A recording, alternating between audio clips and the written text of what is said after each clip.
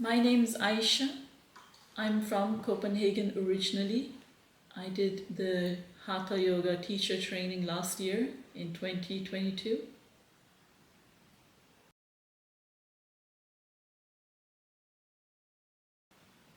I think the motivation was the intensity of the sadhana.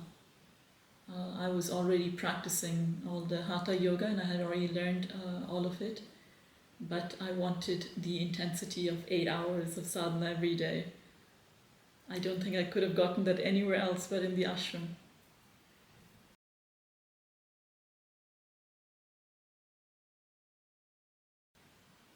I think the experience is very individual, depending on what you need as an individual. Those things will happen to you. That's just to generally point that out. For me, there was a lot happening in the ashram. I had many experiences beyond just the teacher training.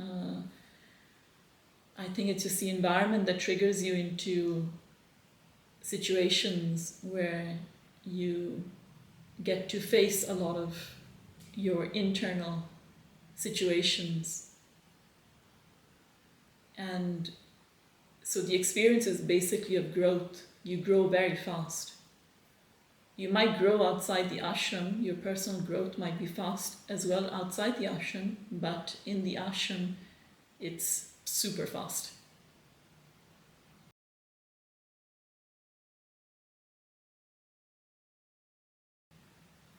A typical day in the teacher training would be waking up at around 4 or 4:30 in the morning, getting ready in collaboration with the roommate who also needs to use the same facilities in the shared room, and then being in the school for the Guru Puja starting at 5:30, so being seated well before that.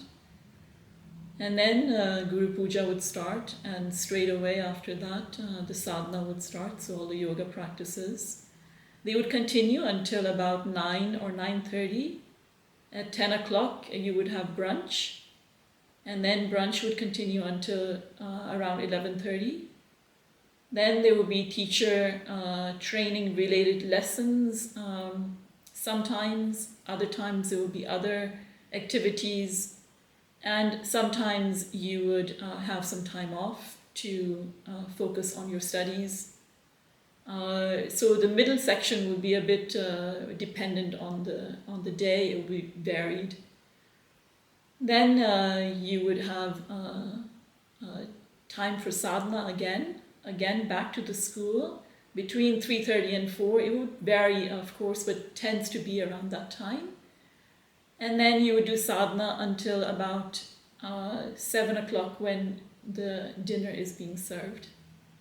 And then dinner would last till about 8:30, and then you would have either a lesson afterwards, or you would have time off to study or to visit the temples. And then the day would end between 9 and 9:30, sometimes even 10. And then you would head back to your stay area and rest until the whole thing starts again the next day.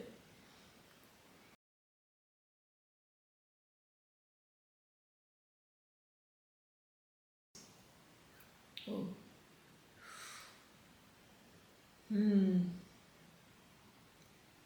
That's almost an impossible question to answer, to name just a few, because the ashram gives you so much. And being there with that commitment that you show up with, you learn so much and you get so much out of it. It's impossible to just name a few. It's happening all the time.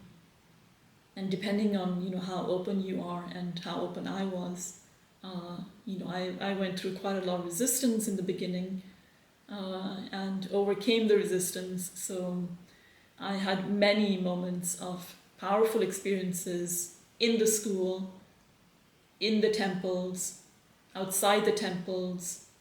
It was just happening so frequently. It's really impossible to just name a few.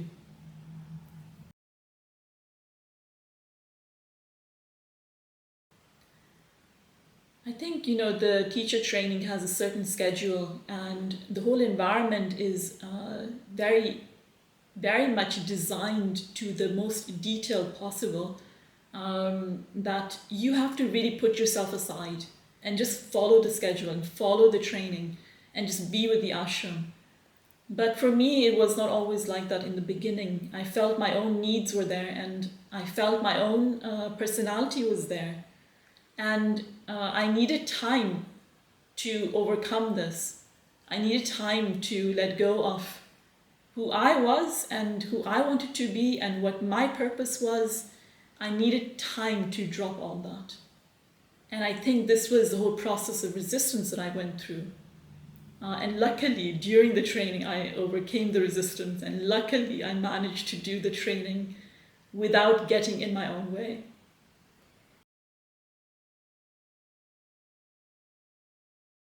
The other challenges that we have, at least that I faced in the teacher training, is that all of a sudden you're together with 260 other trainees. That's a lot of people to spend time with 24/7 almost. This is something you might not be doing on a daily basis outside the ashram, and all of a sudden you're in this environment. That can pose some tricky situations. Some people you'll get along with, some people will trigger you, and initially you might get reactive, and other times, you deal with the reactions, you realize that it's your responsibility.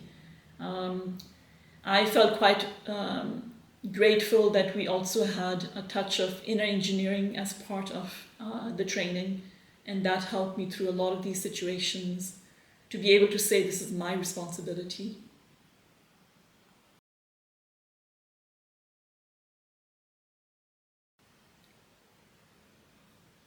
That's very difficult to answer how I'm different before and after the training, because it's all based so much on experience and not on the surface.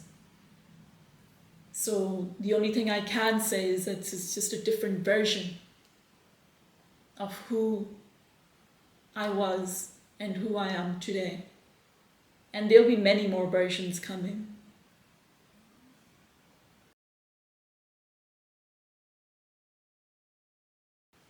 Yoga before, during, and after is completely different. Before the training, my commitment was not as strong. The intensity wasn't there. I felt I did the yoga, and I felt the impacts, but it was nothing compared to what happened in the ashram and during the teacher training. In the teacher training, you literally understand the word intensity to its depth. The sadhana is so intense, 8 hours every day. You might, I don't know if I even felt that much resistance towards the sadhana because I actually went there for that purpose. So for me, that was the easy part. And everything happened so smoothly in that committed atmosphere, with those trainees going through it with you, with the teachers who are so dedicated and there for you. It's the best support you can ask for. After the teacher training, it was not as easy with the yoga practices because the environment has changed completely. Now I was completely on my own, very independent. I had to schedule my own time for when I wake up, when I do sadhana, at the same time as being in other situations which might trigger me not to do my sadhana. So I went through quite a lot of process there. Luckily, I came out of it, and at the moment, I'm quite committed. And I'm able to do my yoga practices twice a day. Still not as much intensity as in the teacher training, but I'm working towards it. The intensity is still there, but it can be much more, and I know it because it was there in the teacher training.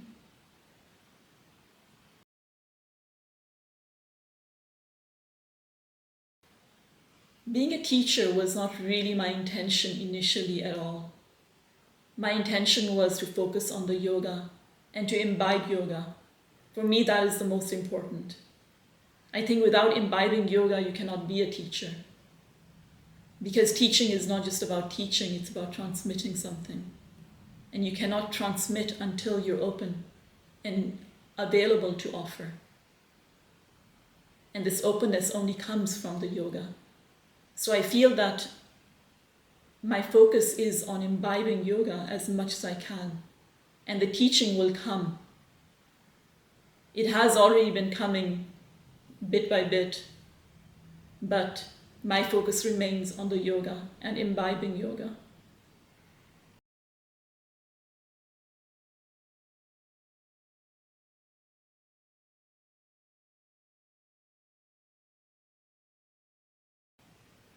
I'm really glad that I focused my time on being in the ashram and spending more time in the temples.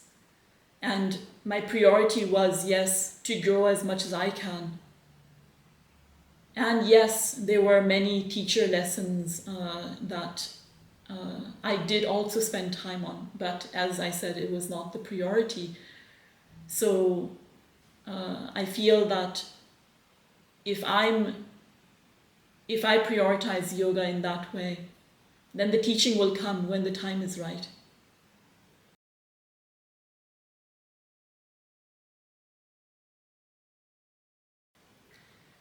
Yeah, I feel that the qualifications I am able to catch up on when the opportunity arises, when the school is open, I can go back and I can finish my qualifications. But being in the ashram, I needed to just be there. I needed to get everything I could from that ashram in terms of the temple, the school, the people, and just being in a consecrated space. Although I'm sure that, focusing on just the teacher training would also have given me just as much. But for me, being in the temples and the Dhyana Linga was an experience I would never miss.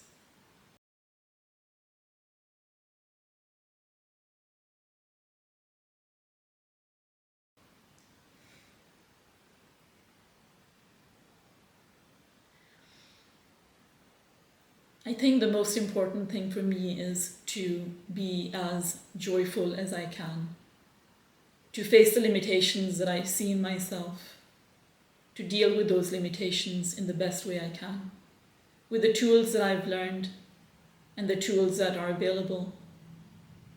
That's the best I can do. So I think the most important is to make myself into a possibility